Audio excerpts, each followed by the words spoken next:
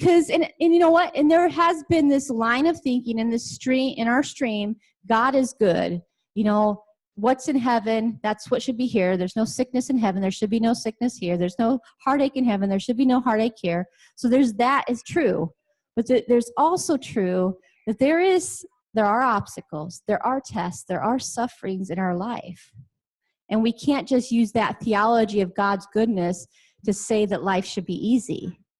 Sometimes it's the obstacles that are the reflection of God's goodness. I'm going to kind of read what I wrote here because it was really good. See, I would not know how to forgive people if I hadn't been hurt by people. One of the things I like about myself is that I forgive easily and I don't withhold love. I would never know how to do that if I hadn't been hurt by people. I would not know how empowered I really am if I had not been oppressed by people who told me that because I'm a woman, I can't do this and I can't do that.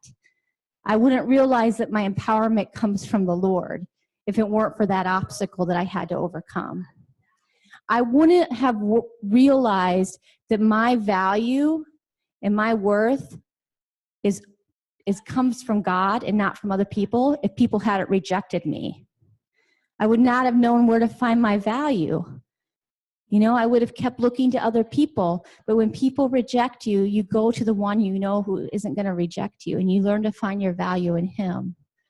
All these things I've been through, some of them obviously weren't from God. You know, my mom dying of cancer was not from God.